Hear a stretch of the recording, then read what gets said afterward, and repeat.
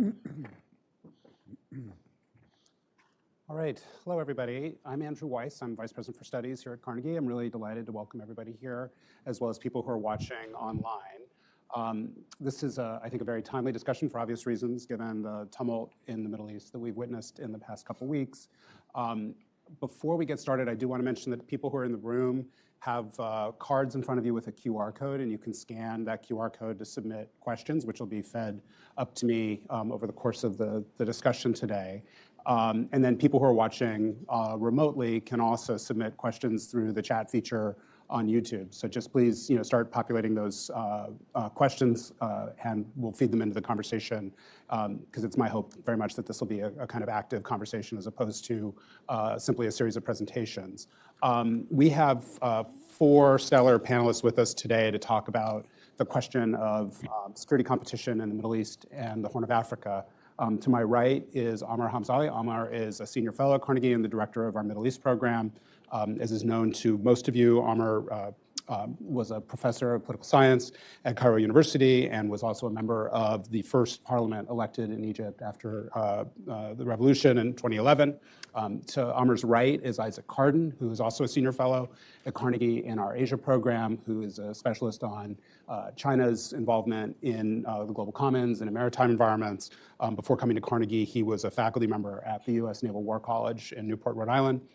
On the screen, we have 2 important colleagues. We have Dr. Abdulaziz Sagar, who is the founder and chairman of the Gulf Research Center, who is based in Dubai. Yes. And also Nicole Graevsky, who is a fellow at Carnegie's nuclear policy program and a longtime observer of Russian-Iranian relations and the author of a forthcoming book, which a lot of us are eager to get our hands on, Russia and Iran, Partners in Defiance from Syria to Ukraine. So before we get started, maybe Amar, if you could kind of provide a little bit of a framing, both to talk about the work Carnegie's been doing in the past few months on regional competition, the role of outside powers and local actors, and then maybe also to sort of frame the scale of the upheaval that we're witnessing as a result of the revolution in Syria. Yes, of course. Thank you so much, Andrew. It's a pleasure to join you and join Isaac, Nicole, and my dear friend Abdulaziz. It's once again an interesting time and a difficult time in the Middle East and North Africa. Let me maybe offer 5 framing remarks. One, before coming to our work here at Carnegie and what we have been doing with regard to researching the great power competition and different dynamics between the great powers, the US, China, Russia, and the Europeans, and key regional actors on the ground in the Middle East. Let me start by stating that what has been happening in Syria, unfolding in Syria in the last few weeks, is a highly contested issue in the region. Some would see it as not only a fall of a dictatorship, but would see it as a revolution leading maybe to a hopeful democratic future. Many others in the region are skeptical. And skeptical for 2 reasons. One, the fact that those who took over power in Syria are, to say the least, violent, radical groups, where many have legitimate doubts about where they will stand in Syria's multi-ethnic and multi-religious social fabric with regard to equal citizenship rights, with regard to freedoms, with regard to inclusion, and governance standards. So this is a highly contested issue, and I believe within Syria it's contested, outside of Syria it's contested, and I belong to those who are skeptical and weary of what the takeover of a group of radical Islamist forces would mean for governance scenarios in Syria as well as beyond Syria. Second point is what is happening or has been happening in Syria is not only domestic, it has clear regional and international implications and has only come into being by means of regional and international interference in many different ways, which I'm not going to outline. But when I look at the Syrian map right now, I see 2 big regional powers actively pursuing their own agendas and their own national security interests, Turkey and Israel. Turkey in the north, Israel in the southern part of Syria. Before I came to the panel, there are new reports that Israel is contesting more territory in Syria beyond the Golan Heights and the previously neutral zone, which is now under Israeli control. But as well, and here I'm very much looking forward to hearing Nicole's take, to expect Iran after its long-term investment, Andrew, in Syria. And Iran's investment in Syria dates back to the 1980s, to the Iraq-Iran war between 1980 and 1988.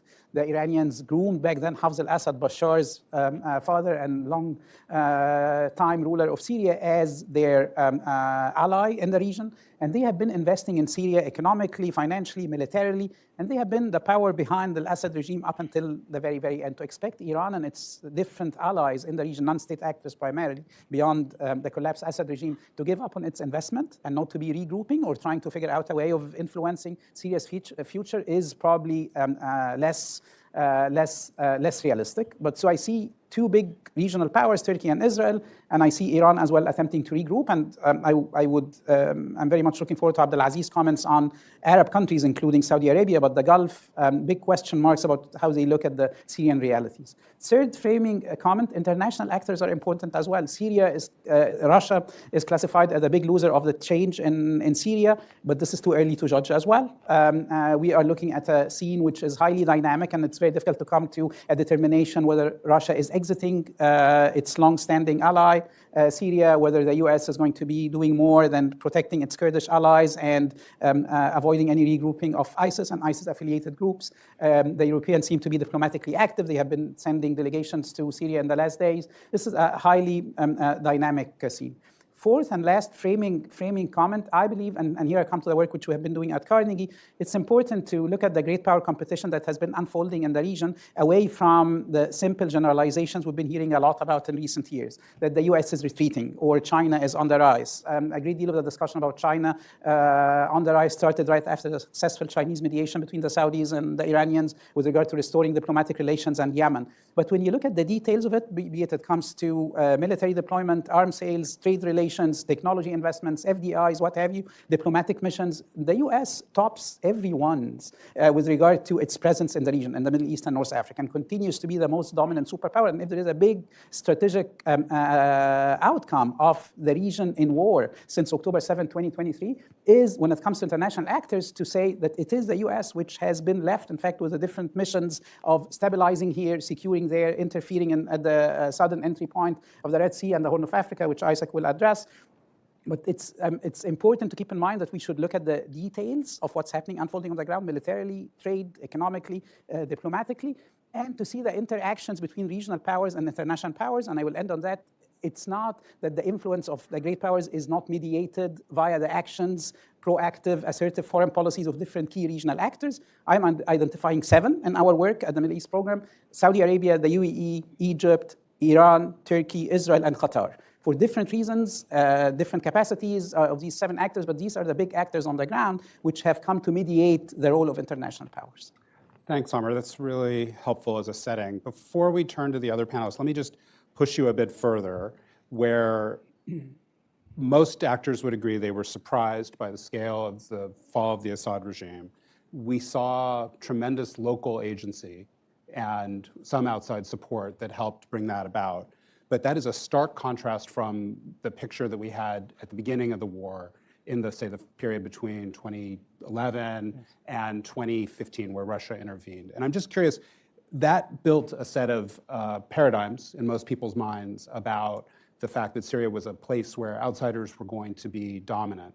And it sort of took away from the fact that there was a very dynamic situation on the ground. There were people who were not waiting for outside sponsorship to take action. And I'm just curious, having seen that picture unfold in Egypt, where you were an active participant, and other parts of the region, are we witnessing potentially the opening of another phase where actors in the region themselves become the chief authors, and regional players and great powers become either sort of ancillary or force multipliers? Right. I mean, this is a great question, Andrew, and I believe that the Syrian case is going to offer some interesting insights about the interplay of domestic as well as regional and international actors. You're right in highlighting the fact that local agency on the ground has played a key role in pushing Syria to where it is right now, and local actors are multifaceted in Syria. The big players are the armed groups which took over control, but there are players elsewhere. There's an interesting set of civil society actors which have been documenting human rights violations and atrocities and are now coming out showcasing the crimes against humanity and the human rights atrocities in which the Assad regime was implicated. There are interesting groups which have been operating non-violent, non-armed, unarmed groups which have been operating from outside of Syria, pushing forward all-inclusive governance models and national consensus building measures. The UN representative who visited Syria yesterday and the day before actually pushed forward one of the visions that the so-called national coalition, Syrian National Coalition, pushed forward. It's interesting, however, Andrew, to take note of the fact that the interference of the two big regional actors on the ground, Turkey and Israel, is clouding to a great extent the vision with which many in the region are looking at Syria right now. Because what people are taking note of is contested territory. What people are taking note of is a flow of arms and financial help which has been coming to radical groups from Turkey. So the question of local agency in the wider perception in the region seems to be weakened by the fact of two big regional powers interfering and taking the lead in determining what will happen next. Many Arabs took note of the fact that the chief of the Turkish intelligence visited Damascus and was seen on the streets walking around. And this is, people doubt the fact whether this would go well with regard to Syrian sovereignty or not. Second big point is Syria is very similar to Lebanon, very similar to Iraq, but in different ways, is a multi-ethnic and multi-religious social fabric, where groups have shared histories of some sense of national identity, but they have divided histories as well of discrimination, long histories of oppression, depending on where you as a group stood in different previous periods of time. And that is also important to take into consideration with regard to local agency. Are we going to see an anti-Alawite, anti-Christian governance arrangement in Syria, or is the all-inclusive model going to take the lead? Are we going to see people once again coming back, many, but some leaving for fearing oppression against the background of ethnic and religious identities? These are questions which are too early to respond to, but it's important to keep them in mind. Thanks, Omar. So let me turn now to Nicole. And as an expert, Nicole, on Iran, first and foremost, we've seen tremendous pressure being put on Iran's position in the region since the horrible terrorist attacks on October 7th. And I'm curious, given the series of setbacks that Iran suffered as a result of Hamas's terrorism, and then the Israeli campaign in Gaza, and the efforts to dismantle Hezbollah's leadership, and now the collapse of Iran's client regime in Syria, Iran has to rethink its role in this part of the Middle East and its ways of projecting power. And can you talk a little bit about the way that paradigm will have to be reshaped to preserve Iran's influence across a broad swath of the Middle East, where Iran had become so important and so influential? Yeah, of course. I mean, thank you so much for having me. It's a pleasure to be here. And this is a really important topic, and it's great to have the opportunity to speak about this. I mean, Iran's foreign policy and Iran's regional foreign policy in general was predicated on this doctrine of forward defense. It included proxies and also state actors like Syria, but also non-state actors like Hezbollah, as well as drones and missiles for forward projection in the Middle East. We've seen both of those pillars falter over the past year. I mean, starting from the horrific attacks on October 7th and the degradation of Iranian influence in Syria via Israeli strikes and real hits to Iranian command and control there, but also about how Iran's missile force was not able to really deter Israel despite the quite unprecedented displays of force that we saw in April and October. And then when the kind of rapid rebel advance occurred, Iran didn't seem prepared, at least, or even knowledgeable about what was happening at first. But they didn't really put up a resistance. And I think that was remarkable, and partly because, you know, Hezbollah was degraded so heavily as a result of Israeli actions throughout the summer, and also its land invasion of Lebanon, as well as its degradation of Lebanese Hezbollah's command and control. So Hezbollah pretty much wasn't this fighting force that was really central to both Iranian and Russian efforts in Syria. And without Hezbollah, there wasn't really an ability for Iran to launch a comprehensive ground campaign without mobilizing forces from Iran itself. Initially, it looked like Iran was going to mobilize Iraqi militias, However, after the Iraqi government pushed back on this, Iran, for one of the first times, really recognized Iraqi sovereignty and ceded to Iraqi demands and didn't push forward with a kind of massive mobilization. I mean, and that being said, is of course Iran's capabilities were very much weakened in the wake of this, but Iran still does have expeditionary forces. They had the Quds Force. They have active forces that could have, in theory, been deployed, but Iran didn't do that. And I think it was really emblematic of the hits that Iran has taken over the past year. And Iran gave up, I mean, some of its most valuable assets in Syria, and that was primarily its land border border crossing in Deir ez-Zor. It was Abu Kamal and also Al-Qaim, which is where Iran would transfer weapons to Hezbollah. And so Iran withdrew and gave that up without any kind of resistance or fight. And so I think going forward, I mean, I think Amir really alluded to this, is it seemed very remarkable that Iran took this choice, considering the amount of money and assets that they've thrown into Syria since 2011, but also this long-standing relationship as one of the central nodes of Iran's axis of resistance. I mean, disappearing overnight, along with the real degradation to other parts of this axis of resistance. So I think within Iran, there's not only a concern about this spreading throughout the region and potentially weakening its influence in Iraq, but also in Yemen with the Houthi movement, but also Iran itself. I think the Israeli-Iran conflict has been really central to its decision-making these days. And there have been numerous statements coming out from Iranian officials that seem to indicate that this is not viewed very lightly. I mean, I think Iran is taking the situation in Syria and the hits to its influence quite seriously. However, I think there is a likelihood, or at least there may be a potential, that Iran might try to exploit some of the divisions in eastern Syria, northeastern Syria, to potentially reestablish control or to kind of capitalize on the situation in ways that it had before. But I think the prospect of Iran restoring its presence or restoring its influence in Syria, akin to under Assad, is very unlikely at this point. Iran has faced devastating losses when it comes to its influence. It doesn't mean Iran is essentially, weak and helpless, but it does indicate that Iran's unlikely. It's very unlikely that Iran will, launch a massive campaign to restore its former status in the region. Thanks, Nicole. Let me just continue with you for a second and talk about the arrival of the Trump administration and the likely focus that the Trump administration will have on intensifying pressure on Iran and taking advantage of all the setbacks that you just described. I'm just sort of curious to what extent you think the alignment of the Trump administration and the Israeli government to sort of keep Iran on the back foot and to reinstate some form of maximum pressure. How does Iran respond to that, if my presumption about that is correct? I mean, Iran has already been anticipating this, at least from what they've indicated. I mean, there's been track. On one hand, you see Iranians, including former Foreign Minister Zarif, who's currently serving in the presidential administration, write op-eds, kind of reaching out to the United States as a potential negotiation. But then you also see a lot of statements coming out of Iran about the need to at least find a different or more credible way of deterring or withstanding potential pressure from the Trump administration. And of course, the most obvious option there is its nuclear program. I mean, today, Iran's nuclear program is more advanced than it's ever been. It's essentially unrestrained. So the Trump administration will be coming into Iran, into this kind of challenge, and facing not only Iran at the cusp of actually having the ability to have at least the fissile material and potentially even the ability to weaponize within months of its administration, but also Iran that feels vulnerable because of its loss of its forward defense doctrine. And also, I mean, Iran has faced a bit of setbacks at home when it came to Israeli strikes on Iranian territory. Israel essentially knocked out Iran's acquisition radars for its air defenses.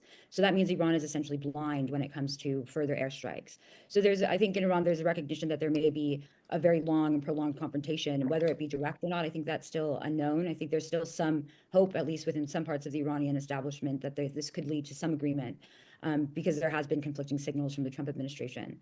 However, what has changed, and I think this is really interesting in terms of Iran's environment, is Iran has improved its relations with a lot of the countries that it had very acrimonious ties to during the first Trump administration, namely Saudi Arabia, but also the UAE. And there's also been an outreach to countries that Iran has had tense ties to, like Bahrain.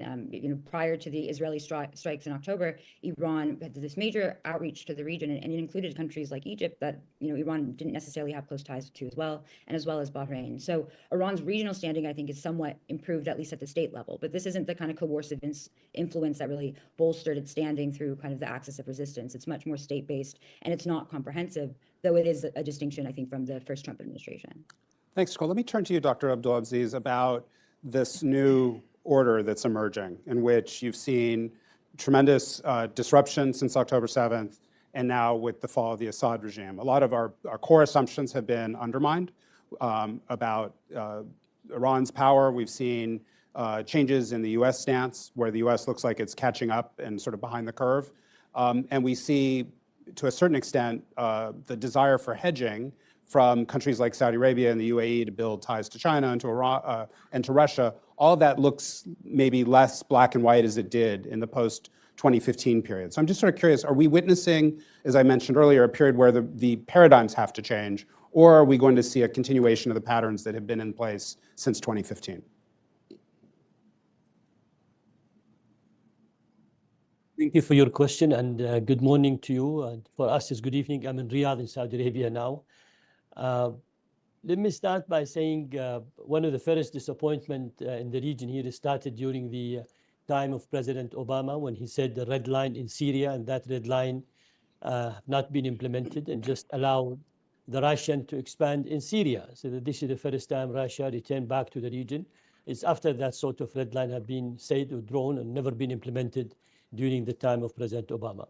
Now, the current situation for us in Syria today, if I may clearly define it in the way how I see it, there is three different interests in Syria, i.e. the American wanted to see Russia out, the Turk, they wanted to make sure that there is no Kurdistan in Syria, and the Israeli, they want to make sure that Hezbollah and Iran do not exist anymore in Syria. With the 500 attacks that the Israelis have done in Syria and the expansion of the territorial, which was agreed in 1974, I think there is two messages there very clear. One, the Israeli wanted to make sure that Syria will remain as neutralized with no military capability whatsoever to threaten Israel, or that military supply that used to go to Hezbollah and Hamas do not exist anymore. So that's the Israeli interest, the way how I see it from my end. There are people in Syria and out Syria, they feel happy that the Israelis have destroyed that military capability, because it used to be the one who supplied the Russian missiles to the Hezbollah, which was used, and have escalated the situation between Lebanon and Israel that have led to all this disaster situation today.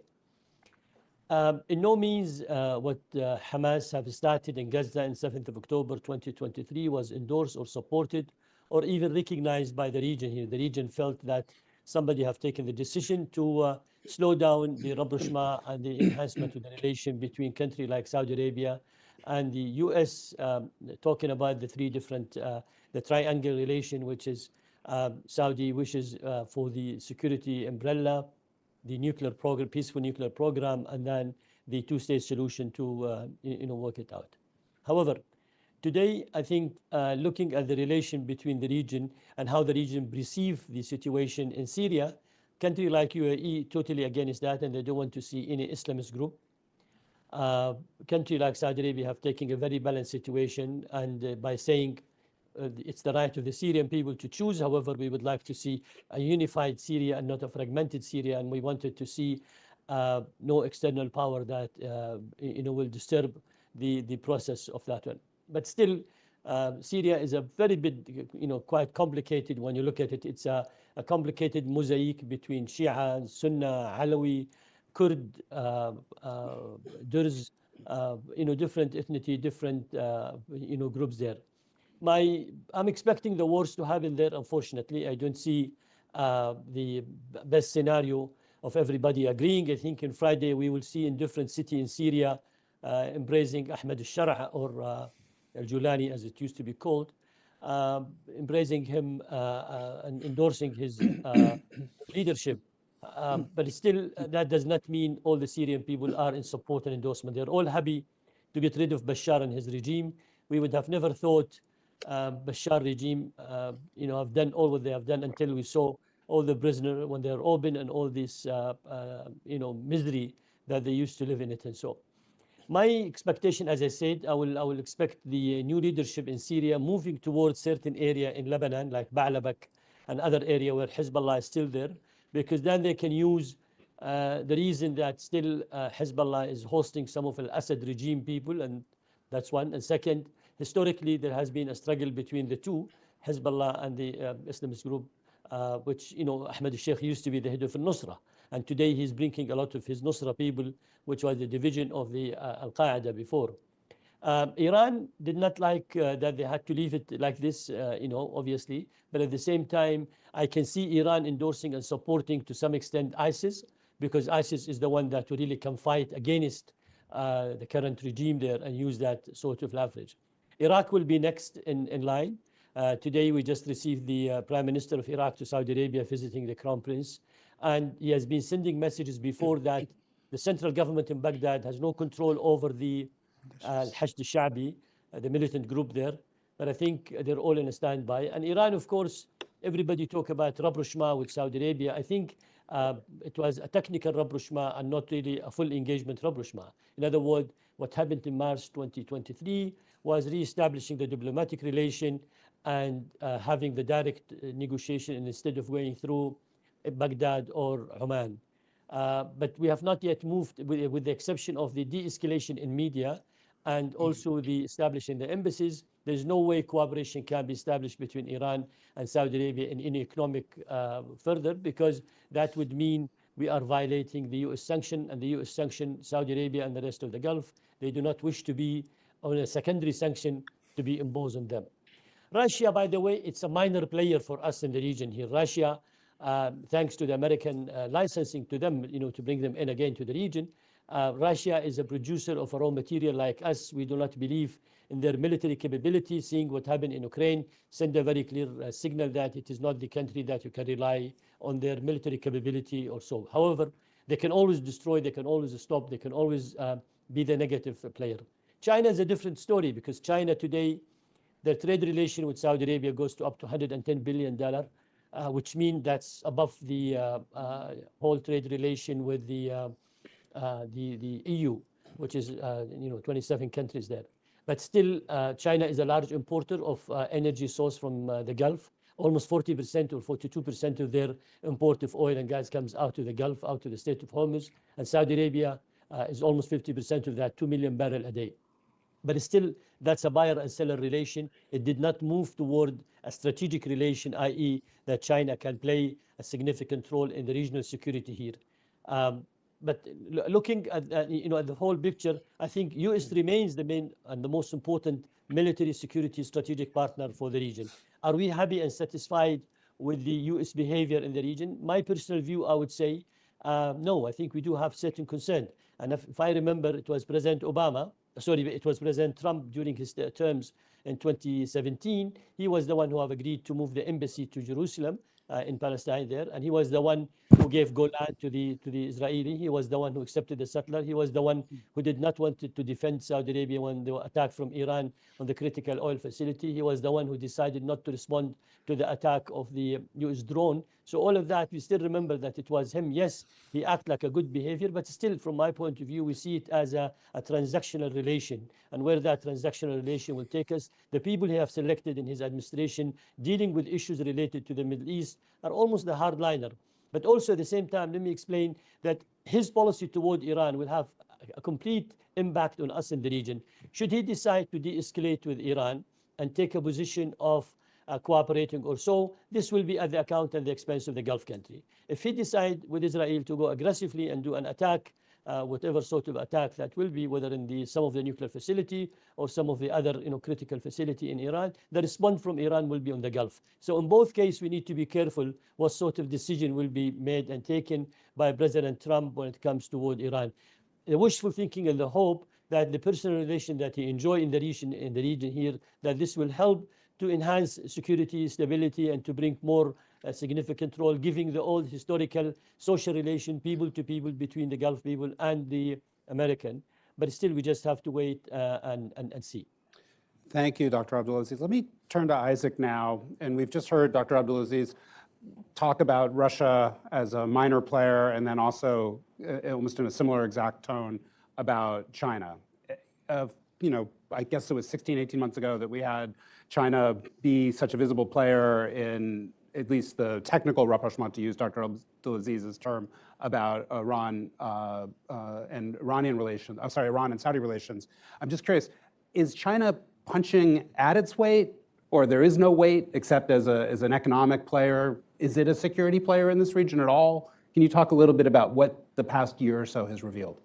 Sure. Well, thank you, Andrew, and thanks to all my colleagues for teeing up such a fascinating discussion. As someone who usually focuses on China and Asia, that seems all pretty straightforward and easy in comparison to the region that we're discussing today. But in response to your question, I think China has not yet decided how hard to punch in the region. Its capabilities are greater than they used to be, but I tend to agree with Dr. Sagar that they're not playing a very significant regional security role. But I guess what I would offer as a complement to that argument is that, yes, China, certainly from a military capability standpoint, from a clients in the region, advancing Chinese interest standpoint, is certainly behind the other great powers on the security front. We can talk about the economic issues separately. What they're providing is regime security rather than regional security as their primary goal. When we look at the banner Chinese initiatives like the Global Security Initiative, or if we look more acutely at some of the bilateral relationships, what you see is something that's not symmetric with what the United States does in the region, which is to say focus on regional security, focus on arming partners such that they can create a balance in the region or support US objectives. What we see in China's case is them providing essentially the types of security that they think about back in Beijing. This idea of political security, this idea of regime security, this idea of suppressing domestic opposition, of undermining currents of liberal thought and democratic norms that course through the region and that are attributed in the Chinese mind largely to American and Western influence. So, what does that mean for China's role in the region moving forward? I think the first thing to say is that they've tended to be quite conservative. They haven't, with the important exception of the Iran-Saudi rapprochement, haven't tried to take a leading role in virtually any facet of regional affairs. And I think they're going to be watching very closely to see what happens with Russia, as we all are. I think to the extent that Russia remains embedded in the region and capable of mounting a sort of at least a minimal denial campaign, or as Dr. Sagar pointed out, being able to play a negative role as opposed to a positive role in producing outcomes, but just frustrating the designs of other regional players, and in particular the United States, I think China will remain relatively content to be primarily an economic actor. But I do think that the conventional wisdom in the region that the United States as a security actor and China as an economic actor is eroding very quickly. China is very focused on a different brand of security, a different type of security in the region, and that's what I'm going to watch moving forward, to include in places like Syria. If you look at the Chinese discourse in the immediate aftermath of this, first thing to say is they're being quite non-committal, as they have been in virtually every conflict. They seem to have been wrong-footed by it, like everyone else, and they don't have a system that's very conducive to taking a quick action unless and until the senior leadership decides what they want to do.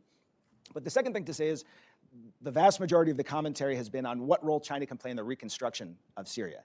And I think in that case, what really focuses the Chinese mind is this idea that there was a forcible deposition of an autocratic leader in the region. This is not a pattern that China welcomes. This is reminiscent, of course, of the Arab Spring in 2011. In fact, I'm sure regional experts can draw a straight line between the Assad regime's regime security and that sort of previous earthquake in the region in 2011.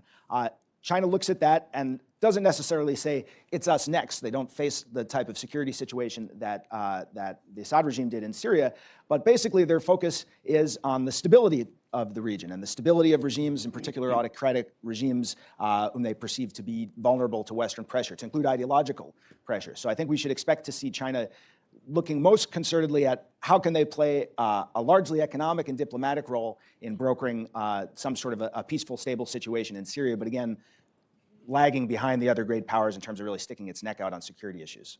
So, Nicole, a lot of what I heard Isaac said could be applied to Russia. And I'm just curious about sort of two issues that are were in the conventional wisdom until the Syrian revolution. One was the idea that Russia is a great insurance policy, similar to China, that can provide regime security and other sort of Praetorian services on demand across the region and also into Africa. And two, the notion that Russia, Iran, North Korea were forming, along with China, a group of countries that were willing to do and make huge investments to counter US influence and to undermine the post-1989 global system with the US at the head. And I'm curious, now that we've seen even in the first days of the aftermath of the Syrian revolution, we're seeing documents being released that show that Russia was facilitating Israeli military strikes on Iranian targets inside Syria. So you see levels of rivalry and double dealing in which Russia isn't either, as Isaac said, it's not a safeguarding force. It's actually a pretty craven actor. And lastly, we've seen Russia largely benefit since October 7th as a kind of propaganda player that just uses the misery of the situation that resulted during the Israeli military campaign in Gaza to just undermine US and European global image without really doing very much to affect events on the ground. So I know that's a pretty broad-ranging question to you, but again, I'm just curious how you sort of think now of Russia as an actor in the region, having seen these rapidly unfolding events. No one really saw Russia. I mean, I think within the region, no one really saw Russia as replacing the US in terms of influence. I think that's somewhat of a misconception from the, usually from the kind of side of the rhetoric that comes about kind of outsizing Russian influence. I mean, Russia's intervention in Syria in 2015 was very limited. Of course, it projected itself as kind of this great power that was concerned about stability and regime security. And I think actually there were genuine concerns within Russia that the fall of Assad would lead to kind of rampant instability like in Libya. But of course, Russia eventually ended up capitalizing on the kind of unrest and the kind of civil war that emerged after the Libya intervention in 2011. And you see actually Russia deploying private military companies to Libya in around 2014-ish. And then on top of that is when it comes to Syria and the Gulf, and I mean, Russia has had outreach through arms. I mean, this has historically been a relationship it's sustained with Algeria, for example, with Syria, with Iran. But Russia never really had the economic largesse of China or even the United States to heavily invest or be the security provider in the Middle East. In around, I think, 2019, they presented this comprehensive peace plan for the Middle East, but it was really lacking character. It was quite hollow. And I think you could see that actually transcending into Syria is a lot of Russia's efforts at reforming or at least strengthening the Assad regime ultimately ended up making Assad much weaker. I mean, its security service reform, its Syrian army reform proved to be quite shallow. I mean, it was really about creating Russia, like allegiances to Russia. And this, of course, was in competition at times to Iran and was also in competition to Turkey. But I do think that there is a vision of Russia, at least in the region, especially in Iran, for example, of Russia's ability to provide some sort of authoritarian control. And this is where I think the North Korea, Iran, China, formerly Syria dynamic emerges, is that all of these countries are concerned about domestic stability and regime control. And Russia does have this authoritarian toolkit, this like repertoire of repression that they've lodged at home, that they've assisted countries on this. They've assisted Iran in terms of bulking up its internal security apparatus and bulking up its ability to target certain cyber threats and actually execute offensive cyber operations. There's been increasing evidence that Iran is now bearing the resemblance of a lot of Russian cyber attacks or alleged Iranian cyber attacks. But then on top of that, I think when we look at Russia and kind of where it goes from here, I don't see Russia playing a bigger role than it ever did, during the height of its influence under the Assad regime. But I do think that Russia does have some interests that might be able to be maintained. And one thing I think is also a misconception about Russia and Syria is that Russia did outreach to a lot of these opposition groups, not only through the Astana process, which was initially supposed to be this forum for reconciliation between Assad and also Syrian opposition forces, but also through the Sochi process. So Russia does have contacts with some of these opposition groups beyond HTS, though there's indications that Russia is making amends or at least attempting to, at least to preserve its bases in Tartus and Latakia. But I think Russia, the kind of great power competition that Russia tried to construct about this alternative to the Western-led international order, ultimately ended up proving quite hollow. And the kind of abandonment of Assad showed that, the strategy that relied on Iranian ground forces, relied on Hezbollah, was ultimately not sustainable in the long term, especially as Russia was, engaged in the war in Ukraine. So this is kind of an interesting way of, I think, it kind of comes full circle. Is that Russia initially intervened in Syria to show that it was a great power. But then ultimately its kind of the loss of Assad's control showed that Russia does have these weaknesses, and it's not this kind of alternative great power that it thought itself to be at the initial stages of the campaign. Thanks so much, Nicole. So we've been receiving questions from a variety of sources who are watching us on Google, YouTube, and people in the room. And I would just encourage everyone in the remaining time, I'm going to bring these questions in to keep submitting them. So let me turn to you first, Amr, with one of these questions, which talks about what does the past month or two teach us about great power competition and how relevant it is as a framework for understanding developments in the Middle East, given that it's countries like Israel, Turkey, and Iran that have generated much of the transformative events of the past 18 months or so. So I'm just sort of curious, are we thinking about this the right way? And do we need new paradigms? I mean, this is a great question. Thank you, Andrew. I believe, following the great points made by Nicole, Abdulaziz, and Isaac, there's a great deal of misconception about each one of the three great powers we're looking at. And I believe the same can be extended to the Europeans as well. There's a misconception. There's been a misconception that Russia has re-entered the Middle East scene in the aftermath of 2011 to primarily sustain the Assad regime and support it. In fact, Russia has always seen, and the Soviet Union has always seen in Syria, a key strategic ally in the region, and they actually have never disappeared from the Syrian context prior to 2011 and post-2011. This is a historical continuity, which, however, never transcended the borders of Syria. Russia was relevant sometimes in Egypt, relevant for Algeria, relevant for trade relations from a UAE perspective, less for Saudi Arabia, but Russia has never assumed an all-inclusive relevance and significance as a trade partner, as a supplier of weapons across the region, across the Middle East and North Africa. China has always been a trade giant, less interested for its own calculations in getting itself invested in regional conflict, especially when it comes to intrastate wars. I mean, the bold step which the Chinese took in 2023 to mediate between the Iranians and the Saudis was tailored to restore diplomatic relations and as a byproduct to pacify or stabilize the situation in Yemen. But they did not make most of what we expected them to be pushing for. They didn't actually care a lot about building on it to capitalize on it and gain more strategic significance. And the widely rumored retreat of the U.S., especially in the last decade, about the U.S. retreating in the region cannot be, in fact, by virtue of empirical evidence, by virtue of facts on the ground, cannot be pushed forward unquestioned. The U.S. is not retreating. The U.S. continues to be the most relevant international power from a security perspective. In fact, when it comes to military relations, government-to-government relations, the U.S. is maybe the one great power which has mostly restricted its relations to governments, has not opened up, with the exception of the Kurds in Syria, to non-state actors. That's one. The second point is we're looking, I mean, to your question, who is actually taking the lead strategically? I believe as of now, because this is a region in a war of attrition, very similar to what Abdulaziz will know about the 1960s in the Arab world, where we had a great host of wars, intrastate wars, wars between governments and militias, governments and non-state actors. This is once again repeating itself in the region. And on the ground, regional actors are more up to speed, more able to move, and more able to impact transformative changes and push forward transitional energy, similar to the one which we're seeing in Syria in different ways. If I take away my sort of Arab identity, when I look at Syria, if I look at it in a less emotional way, I'm seeing a country similar to Abdulaziz approaching fragmentation, approaching a territory being contested by the Turks in the north, by the Israelis in the south, Kurdish groups elsewhere. Kurdish groups are part of the Syrian social fabric, but there are different ways of including them in a united Syria, not fragmenting the country. So if I'm less emotional about it, I see once again the Pandora's box of the Levant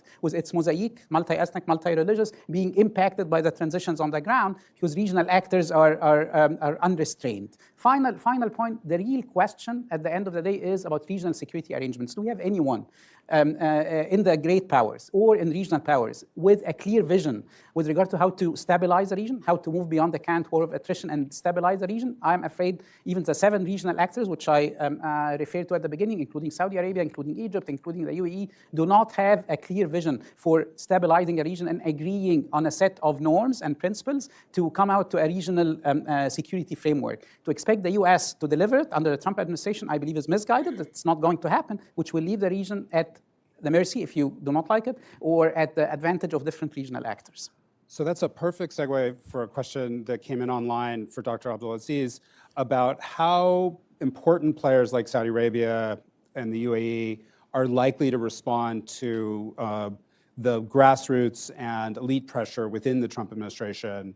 Let me rephrase that. The Trump administration's instinct, as expressed by President Trump himself, as well as bottom-up pressure for the United States to continue to back away from its investment in the Middle East and its presence and to retrench and regroup. And so the question for you is, do you think that isolationist sentiment that's pretty dominant in US foreign policy thinking in the Trump world is going to be decisive? Is it a structural factor that regional players like Saudi Arabia are all now going to have to adjust to? And then given what we've seen in the last hour of conversation about Russia and China, the hedging opportunities are not necessarily as promising as they were originally thought to be.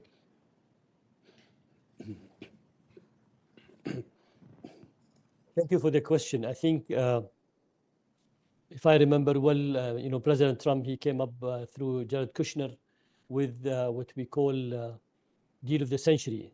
And that deal of the century did not address anything politically with regard to the Palestinians, so it was more of an economic. Are we going to see a new suggesting, a new edition of that deal of the century? I'm not so sure. But at the same time, I think no matter how the US threatened to withdraw from the region, I think they can reduce their military capability or presence in the region as far as boots on the ground, because they still can use their long-range missiles, long-range technical capability to deal with the threat when it comes into the region.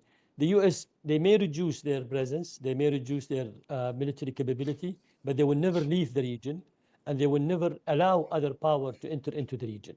This is, I think it's very clear in our mind. We've heard it from different presidents saying we will leave the region, but still, I think what will happen, we're going to see maybe reduction of military capability, but they will never allow other power to replace. Neither the Chinese nor the Russian have the capability to replace the US. The US, maybe they are willing to allow the region to enhance their capability and maybe empower them with a different sort of capability, particularly countries like Saudi Arabia, UAE, where this can help to support when it comes to the defensive position that they need to because of the threat element in the region. But still, in my opinion, I don't see that sort of replacement, neither by the Russian nor the Chinese, to be here in the region.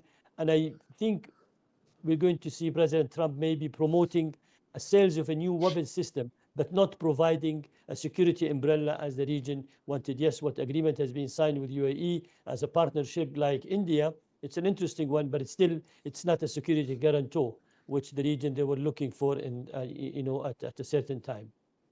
Thank you so much. So Isaac, a question's coming from online for you. Do you expect other Chinese military bases to pop up in the region in the coming years? And if so, what would that signal about China's plans and goals? Sure. So it's worth noting, to set the baseline, Djibouti on the Horn of Africa, adjacent to the region and within scope for our discussion today, is China's only declared overseas base, and it's been there since 2017. And there has not been a further declared base, although the facilities in Cambodia look awfully like it. So that's the baseline. China has for a very long time had a declaratory policy that they would never station troops abroad. The Djibouti base in 2017 was a pretty radical change in that direction, and there were a lot of people back then who imagined that's going to open the floodgates, and you would have a lot of interest because of China's economic relationships, because of its broader overseas interests, as the Chinese articulated, that they would want to protect it. But I would say, a lot depends on how the various conflicts raging in the region play out over time. But I think we have an interesting illustration of China's sort of relative lack of utilization of a forward deployed kind of boots on the ground footprint in the region since the Houthi attacks began in the Red Sea. These are immediately adjacent to China's base. They have a task force of 3 naval ships typically operating in the region at all times, and yet they basically didn't utilize that facility, haven't participated in any of the efforts to stabilize or open that sea lane. And prior to that event, I think a lot of people would have looked at it and say, this is exactly the reason that China ought to have an overseas base. They have these broad overseas interests. China is more dependent on flows of especially energy resources, but on this two-way trade across the Indian Ocean. It's worth noting that Red Sea channel is China's main line of connection to Europe, its biggest export market, and of course, something like 40 to 50% of China's imported oil comes from the region. And so I think based on past precedent, which I think we certainly can't rest on given the fluidity of the situation, China's going to be very reticent to further expose itself in the region and set itself up to potentially have to play a more active role in the region. If I were betting on it, and I had to choose another location where we might see a substantial Chinese military presence, I would say the UAE and or Pakistan are places where China has worked quite hard to develop along the lines of these regime security relationships that I've described. And I think it won't resemble, for example, the CENTCOM footprint in the region as China moves into it. I don't anticipate any significant laydown of Chinese forces, but you could imagine in the UAE a major intelligence post. You could imagine in Pakistan the ability to surge some forces into the region and perhaps protect the Straits of Hormuz. And in that case, the role of China would be much more narrowly circumscribed than what we've seen from the United States, and I'd say even from Russia. I would expect China to look to convoy its own energy moving out of the Gulf. I would expect China to try and rescue through non-combatant evacuation some of its own citizens. But the idea of China building a base in order to project power regionally, to engage, for example, in another Syrian civil war or in whatever else spills out of the ongoing crises, I think is pretty unrealistic. Thanks. Let me turn that question around and put it to Nicole, which is there's been so much focus on the Russian military presence in Syria that's been built up that was fairly nominal in the pre-2015 period and has since been built up. How much relevance do you feel that presence, that military presence, is for the Russian leadership going forward? Is it there to just demonstrate that Russia is a player and it has been involved in the Middle East for hundreds of years, and it's important that it remain ever such, or is it a tool for power projection, and that's why you see this kind of fixation on basing and trying to kind of create as big a footprint as possible, including into parts of North Africa and sub-Saharan Africa? I mean, if you look at the historical side of it's a kind of acquisition of Tartus, which is the naval facility. It's not a base necessarily. It's a facility. It's not a deep water naval facility. It was primarily used for refueling during the Soviet era for forward projection. And this was partly because there were setbacks when it came to other basing aspirations from the Soviet Union, including with Egypt. And so this led to Tartus being quite valuable in terms of the Soviets' naval projection capabilities. After the Soviet Union collapsed, Russia retained Tartus. Though it was mostly used as a refueling facility, you didn't see high levels of activity. It did grow in prominence during the early stages of the Syrian civil war, and it became dubbed the Syrian Express, where you would see Russian military equipment go through Tartus onto the regimes to support the repression of Syrian civilians. But Russia then established, prior to its intervention, an airbase in Khmeim, which is in Latakia, and this has been primarily where Russia has conducted a lot of its aerial operations, though they have conducted some actually from Russian territory. These bases are not only important just in terms of Russia's so-called influence or its ability to do operations if there need be in the region, though I think that's unlikely, but it's also important for some of its activities in Africa. And these are major areas where Russia will unload equipment, to refuel, to be able to supply its Africa Corps with equipment, or also to replenish troops over there. So there's that kind of logistical side of it that's really important. And I think it's foreseeable that Russia may have some kind of negotiation with whatever rebel side or now government side in Syria, whoever ends up controlling those regions, to maintain that presence. But it's not going to be the level of heightened Russian activity, even when there was kind of a drawdown after the Assad regime took a lot of territory after 2019. So in some ways, it's mostly logistical. But I do think there's a sense of it that also is this perception of Russia as a greater power than it is, and this base for a while did kind of exemplify that. Though it's not such a high-level asset that you would see Russia, deploying additional troops for at the moment. Thanks. Okay, so I'm looking at the questions we've gotten online, and I'm conscious of our time. Maybe one final question for you, Amr, which I think plays to some of your background and your scholarship. Is there a pathway for Syria's diverse civil society actors to positively influence the structure of Syria's new government, given the many armed local and international actors jostling for influence? Is it naive or overly optimistic to think that a civilian/constitutional government could emerge as the best middle ground for all competing local actors, and that they might recognize it as such? We like to end on an optimistic note at Carnegie. It's a legitimate hope, I would say. I wouldn't describe it as naive. It's a legitimate hope. However, when I look at, and I'm sorry, I'm not going to end maybe on an optimistic note, I will try. When I look at the details on the ground, I see radical groups operating within each one of them, by the way, Andrew. HTS and away from the Kurdish groups, maybe as the only exception, there's an Arab Syrian component and a foreign fighter component. Once again, I mean, this is sort of emulating some of the worst issues we have known about Al-Qaeda and ISIS before. Deterritorialized violence from foreign fighters. I mean, Al-Julani's scene in the Umayyad Mosque was not simply his scene, it was his scene and his fighters, Syrian fighters and foreign fighters as well. This is an extremely difficult issue to manage. Second point, we are in a region in which we have many civil wars, Libya, Sudan, Yemen, still more or less, and difficult experience in Iraq for many years. And when I look at Syria right now, the question becomes, is there on the ground in terms of institutions or remaining elements of a state apparatus that can do an inclusive process by means of which those groups get included in a national army? I'm not so sure. Then I have regional actors who are not interested in seeing maybe Syria remains in its own territory and territorially integrated as it is now, and having more interest in undermining relative autonomy for the Kurds, Turkey, or contesting more territory in the south, Israel. And I have doubts about the territorial integrity of Syria as such. So in general, while it's very legitimate, and a legitimate hope to say that civil society in Syria, which has learned a lot over the last 15 years, should play a role, needs to play a role. Nico referred to the Asatana process. There are different other processes of a national consensus building measure that have been pushed forward in recent years. They should still resort to it. They should try to impact change on the ground, but I believe it's going to be very difficult. Well, terrific. I think that's a good note to end it on. Thank you so much to my colleagues here in Washington, Isaac Hardin and Amr Hamzawi, and on the screen, Nicole Graevsky, and as well to Dr. Abdulaziz. Thank you all so much for joining us today, and look forward to another event following up on our project in the coming months. Thank you, Andrew, so much. Thank you.